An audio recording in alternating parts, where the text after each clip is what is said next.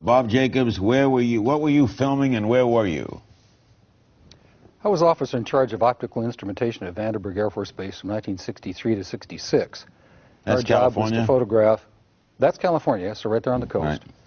And our job was to photograph with high-speed instrumentation every missile launch from Vandenberg going down the test range. They wanted to find out if we could figure out a place to put a telescope where we could get a side view of the missile so that we could see all three stages of powered flight. So I went up to Big Sur, California, up on a U.S. Forest Service road on Anderson Peak, and I installed a telescopic sight up there.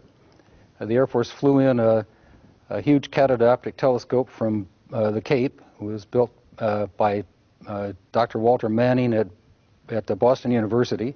They put the telescope up there, and with that thing, which had a focal length of 2,500 inches, we photographed an Atlas missile raising up out of the fog cover and flying downrange. We got all three stages of powered flight, and as the dummy warhead and the package flew on down range, we were all celebrating the fact that we had seen the thing and accomplished the mission. When I got back to the base with the film the next day, I was called into the office of Major Florence J. Mansman, and there were three people in gray suits standing in there. There was a 16-millimeter camera and a screen set up. Major Mansman said, "Lieutenant, sit down and watch this." And he turned down the lights, turned on the camera on the projector, and the film came on. And I recognized it as the film that we had shot at Big Sur the previous day. Toward the end of the flight, I was looking at Major Mansman saying, "Pretty good stuff, huh, sir?" And suddenly he said, "Just watch this." And as I watched, the warhead, the dummy warhead, the chaff that was put out in front of it as a decoy to deflect the Russian anti-missile tracking radar. Everything was flying along, and suddenly, in the same direction this stuff was flying at about 8,000 miles an hour, an object came into the frame, shot a beam of light at the warhead, flew up to the top, shot another beam of light at the warhead, flew around the direction it was flying, shot another beam of light at the warhead, flew down, shot another beam of light at the warhead, and flew out the same way it came in. Well, I don't understand. Why didn't you see this when you were shooting it? Well, it was 600 to 800 miles away from us. Oh, I got you. And they confiscated. Well, first of all, Major Mansman said to me, "What was that? Were you guys screwing around up there?" I said, "No, sir." And he said, "Then tell me what that was." And I said, "We got a UFO." And he said, "Lieutenant, you are never to speak of this again. As far as you're concerned, this didn't happen." Joining our panel is Bill Nye, the science guy. He's a scientist, engineer, best-selling author, and Emmy-winning television personality. He's, by the way, a member of the Skeptic Society and a fellow with the Committee for Skeptical Inquiry. Now, Bill, assuming that these distinguished gentlemen are not lying, we have three former members of the Air Force and Robert Hastings, who's looked into this for a long time. What's your thought? Well, in the skeptical world, in science, we look at claims. We look at individual claims. So I noticed that we looked at the intro of your show and stuff. There's several UFO incidents all mixed together. But let's talk about the one in 1967, right? This is your problem at Malmstrom Air Force in Montana. So the nuclear missiles went down, right? So if you go look at the documents that these guys have offered, if I understand it, as evidence, you look at some, and you don't have to read it, but you see there's something blacked out, okay? Redacted. That's a guy's home address. They don't want you to publish your home address. Here's one with a whole bunch of people's office phone numbers and stuff, and it looks spooky and scary. Well, it looks spooky and scary. But it turns out that that day, or the day before, the power had gone out in some of the chiller units, the air conditioning, okay? And Boeing was called out. Boeing makes a Minuteman missile because all these things went down. So the man who called him and said he saw something outside, he didn't see something. Well, let me just say, when you see something, a lot of people see something, and a lot of people see things that are really they can't identify, but that doesn't mean they were, it's quite a leap. So you're saying it's a coincidence. This guy thought he saw something, and the missiles go out. And then you talk to people who are there, and it's very compelling. And these documents, just while you address this, let him respond. Well, when you respond, address that one of the officers suspected that somebody had been drinking. Okay? I never heard that. So I never heard that claim as well. that anybody was drinking. Let me say, first of all, The missile shutdowns had nothing to do with power failure.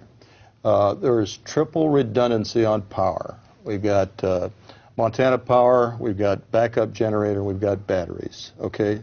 The power... You've never seen missiles go down due to a power failure? Not really, because of all that backup on power. So this had nothing to do with power. Second point, the flight security guard that reported this was about less than 100 feet away from this object. He was looking at it through his window. It was right outside the front gate, right above the gate. It was glowing red object, pulsing. And that, okay, did you see it? No, I couldn't see it. I couldn't leave the capsule. But within seconds after that report, the missile shut down. Now, was that a coincidence? Well, it's hearsay, as we say in It's not hearsay. Well, you're It's saying testimony. that this guy told you. Well, you're not saying, I'm not asking you, you don't think he's lying. No. All right, so the guy did tell him. He did Right. tell him, and he Okay. saw something. And The guy saw coincidentally, the something. missile shut down. Coincidentally. And Boeing was Isn't that a called. weird coincidence? Yeah, but right. many times Now- I've flipped a light switch and now, what you if hear the a same- siren. I mean, You mind if I speak, Mr. Comedian? Go ahead. I was there. I saw the film with my own eyes. I'm not lying. Why would I? I'm a university professor with a PhD and a lot of years of good, respectful research. So the guys from Ulster may not have seen the UFO, but they saw the results of it. I saw the damn thing on film with my own eyes, so don't call me a liar, and you weren't there. I was. With all due respect, I'm not calling you a liar. It's just quite a step to say there's a film with remarkable images on it that the CIA confiscated. Which I It's saw quite a and which step they to- did. Yeah, which is quite a step from there to say it was definitely a spacecraft from another civilization. That's the leap It was that the skeptical I didn't- community is reluctant to take. Hey, pal, listen to me. I didn't say it was a spaceship from another civilization. I said it was something in the air that we couldn't identify. Therefore, it was an unidentified flying object. It was shaped like two saucers put together with a golf ball on top, and it fired a beam that we assumed was a plasma beam at a dummy warhead and knocked it out of space. Tell me what happened. Tell me who did that. Tell me in 1964 who had that technology, pal. Not us, and not the Russians, and nobody I know of. There's an old joke in broadcasting. Are you going to do this with baking soda and vinegar, Bill? Oh, hold on. We're running out of time. It's an old joke in broadcasting. Well, it's like trying to photograph a car wreck. At one time considered an impossible thing to do. If you send out a news crew, let's go shoot a car wreck, that was a joke. Well, now routinely on the nightly news we see car wrecks. We see car wrecks on the freeway, we see car wrecks behind us. Why was it a joke? Because there didn't used to be a camera everywhere. There are millions and millions of cameras. There are billions of digital pictures taken every week. You're not saying there are no UFOs. You're saying that haven't been proven. I'm saying that it's quite a step to see something you don't know what it is in the sky, to say that there are alien you got to understand, spacecraft Dr. Jacobs, that are monitoring our he's seen nuclear this. weapons. Dr. Jacobs. Well, I understand that. Now, so if you're questioning what he's seen, No, well, I'm questioning the conclusion that the technology did not exist in 1964 to produce images on film that the CIA would want to confiscate. If I may. Well, in quite a 1964, step. you were trying to figure out what girls were. I was in the service in a scientific capacity. So, sir, you can attack me. Get off your but skeptic that high doesn't- horse, pal. Well, it just doesn't. You're attacking it's us. quite a You're the step. one who's making ad hominem attacks and saying that's quite a step. You bet it's quite a If I step. may. If I may. one at a time, please. We got 2 minutes left. The other person, the other former Air Force officer, retired Air Force officer involved in it, was charged with photo analysis of this film. Florence Mansman. He's now deceased. Florence I've J. spoken to Mansman. his widow. I have correspondence, private correspondence between Dr. Jacobs and Dr. Mansman, actually.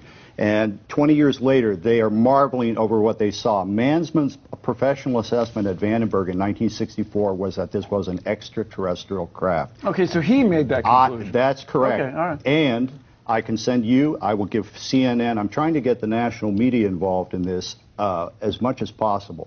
I will send anyone, any correspondent for any newspaper, any radio station, TV station, any scientist, any member of your group, all of the original documentation where these gentlemen are discussing the subject 20 years later. We're going to do a lot more on this because we do a lot on UFOs. We thank you all for coming, and we thank Dr. Jacobs. And